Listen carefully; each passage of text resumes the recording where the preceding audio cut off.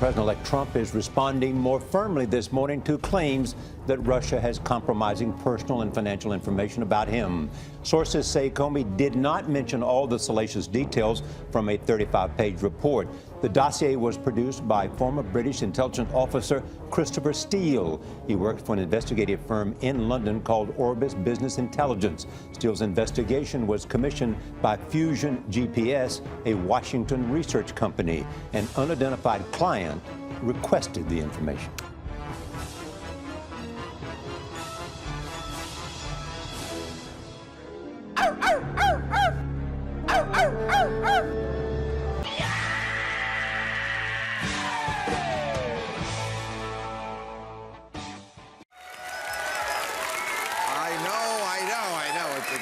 I know why you're happy. You're happy because this Russia scandal is really heating up. Have you seen this?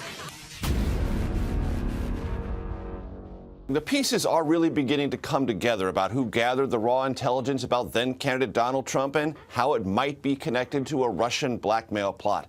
An unsubstantiated document suggesting Russia cultivated embarrassing personal and financial information on President-elect Donald Trump. We have this breaking news this morning as the subsource of the dossier, Igor Danchenko, has been unmasked. Tell me about this subsource and his ties to Brookings. The FBI led Congress to believe that, and the media led Congress to believe, and they led the American public to believe that somehow Steele had this really super secret source that nobody could know about. Well, it ends up that he used to work for the Brookings Institute.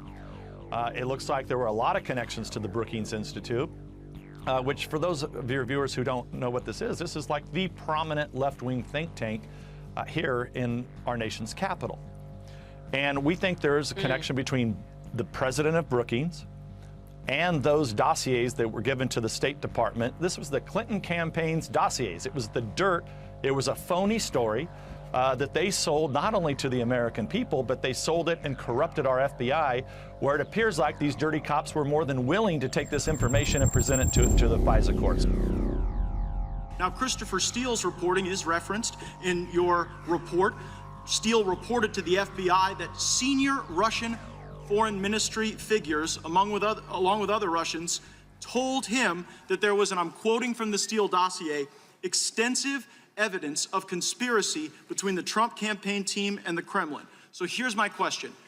Did Russians really tell that to Christopher Steele, or did he just make it all up and was he lying to the FBI? Let me back up a second, if I could, and say, as I said earlier, with regard to the Steele, that's beyond my purview. No, it is exactly your purview, Director Mueller, and here's why. Only one of two things is possible, right? Either Steele made this whole thing up and there were never any Russians telling him of this vast criminal conspiracy that you didn't find, or Russians lied to Steele. Now, if Russians were lying to Steele to undermine our confidence in our duly elected president, that would seem to be precisely your purview, because you stated in your opening that the organizing principle was to fully and thoroughly investigate Russia's interference. But you weren't interested in whether or not Russians were interfering through Christopher Steele. And if Steele was lying, then you should have charged him with lying like you charged a variety of other people, but you say nothing about this in your report. Well, Meanwhile, Director, you're quite loquacious on other topics. You write 3,500 words about the June 9 meeting between the Trump campaign and Russian lawyer Veselnitskaya. Let's go, Brandon. We also have this Fusion GPS dossier, which we've now learned that the Democratic Party was paying for. The Democratic Party was out paying people to stir up this salacious and inaccurate dirt on President Trump, both before and after he was elected. In his own testimony before the Congress, Mr. Comey said that these allegations were salacious and could not be relied upon. I was speaking to him and briefing him about some salacious and unverified material. And so it begs the question, what was the Fusion GPS dossier relied upon? Was it relied upon so that there would be FISA warrants issued to go and spy on the president and members of his team? Well, you know, there's been, I think, an effort by some to discredit the firm Fusion GPS or discredit Mr. Steele. And as you say, Mr. Steele has a very good reputation, is reportedly a former British intelligence officer. I can't confirm that. Mr. Steele has a very good reputation. Sure, I can't confirm that, but the three core goals that are outlined in that dossier by that particular source do seem to be very well borne out. I think people put too much focus on the salacious allegations. The Steele reporting played a central and essential role in the decision to seek a FISA order. FBI leadership supported relying on Steele's reporting to seek a FISA order after being advised of concerns expressed by a department attorney that Steele may have been hired by someone associated with a rival candidate or campaign. Christopher Steele was being paid $95,000 by the FBI, and this is at the same time that the Clinton DNC gang is paying him to dig up dirt on Donald Trump. How much of this is real, do you think? I think the vast majority of it's real. How confident are you that the content of that truly conveyed material is accurate? I think it's largely accurate. I mean, if you were to say to me, is every crossed T and dotted I right? The answer is probably no. That's very typical of intelligence work. This was a joint operation. You had the FBI actually leaking the fact that they were spying on the Trump operation to Christopher Steele a month before the election while he's still working for Hillary Clinton's Fusion GPS vendor. U.S. intelligence agencies included a summary of that unverified information in a classified briefing to Mr. Trump on Russian hacking. It was also included in a briefing to President Obama and Vice President Biden, who described it as a heads up about something circulating in media and political circles. The last IG report confirmed that James Comey used the dossier to go and confront President Trump, or then President-elect Trump, in a spy operation. He wasn't providing him a heads up in a defensive briefing, just like the FBI was exposed to have done with the Trump campaign in 2016. He went to the newly elected president to see how he would react. Comey personally was doing this type of spy operation on the incoming president of the United States, and he knew at the time the dossier was bunk. Comey terribly victimized President Trump. President Trump is a crime victim, and the question is, who are the perps that are going to be prosecuted, if at all? And I hope something happens. And indeed, some of the dossier has been corroborated. What I find most significant about it is the fact that Christopher Steele, no matter who is paying for his services, may have discovered before our own intelligence agencies that the Russians were going to interfere in our election on behalf of Donald Trump. It is stunning, it is damning, it is salacious, and it's a bunch of crap. The White House needs to just fess up on this subject, and whatever they're hiding, it can't be unless it's just espionage, it can't be as bad as they think it is, as it's going to be if they continue this cover-up. Big thing that's supposed to substantiate the Russia collusion narrative is that Donald Trump Jr. met with certain Russians. Well, now we know that those Russians were aligned with Fusion GPS, that they met with Fusion GPS just before the meeting and just afterward. These are really interesting developments, and I'm kind of surprised that a media complex that has been so interested in this Russia narrative and the dossier story aren't interested in these later developments that seem to cast it all in a much different light. What is the basis for this reporting, and does it mean that Donald Trump as a president may, quote, owe Russia something? Absolutely. I believe this was the greatest intelligence operation of our times, and it ended up putting a Russian asset in the White House. And I found that as early as 1984, Donald Trump's properties were being used to launder money for the Russian mafia. Everybody thinks that Trump has hotels and towers and golf courses, that's his real business. No, his real business is running a laundromat.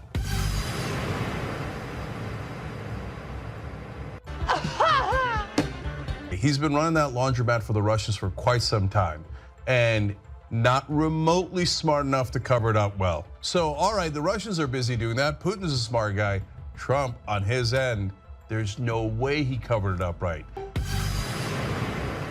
Christopher Steele's primary subsource for his infamous anti-Trump dossier, the one that accused Donald Trump and Trump campaign associates and Trump administration officials being secret Russian assets, was a man named Igor Danchenko, who was once investigated by the FBI for 2 years on suspicion of being a Russian spy himself.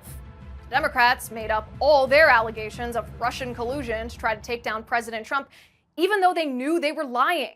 These leftists at the FBI and the Department of Justice abuse their power to target Donald Trump, their political enemy, based on Russian propaganda. Imagine, after spending $30 million on the 2-year Mueller probe, the actual Russian collusion was Hillary Clinton. Because the FISA applications relied entirely from the primary subsources reporting, the FBI did not share this information with department lawyers, and it was therefore omitted from the last 2 renewal applications. Do we believe this guy, Christopher Steele? The critics of it want to sully it by discussing who paid for it, and even that's a bit confusing. Breaking news, CNN learning tonight that Hillary Clinton's campaign and the Democratic National Committee helped fund the research which led to the controversial and, frankly, salacious and disgusting in some of its allegations dossier. Sully it by discussing who paid for it, and even that's a bit confusing.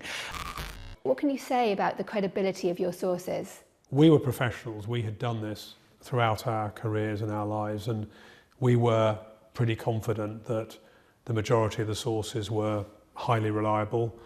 I mean, there's no indication that this isn't anything but fabrication, and it's important that the Durham investigation has exposed the fraud that we allowed Christopher Steele to perpetrate on our political process. And indeed, some of the dossier has been corroborated. I can understand why the Republicans would want to say that the dossier itself is a scandal, is salacious, is fake. But this was just a conduit for disinformation, and we willfully allowed it to happen. And the Congress needs to take steps to ensure this doesn't happen again. My only concern about this is it's taken, 5 years. Yeah. The plain fact is sometimes what is uncovered in opposition research turns out to be true. He first claimed to have a network of subsources in Russia, which he then later admitted was gossip and totally fabricated information, admitted to agents that it was rumor and speculation. And the thing is, the sources that he used for this, the sources he'd used before, they didn't come from the moon. They're people who are reliable, who have a good track history.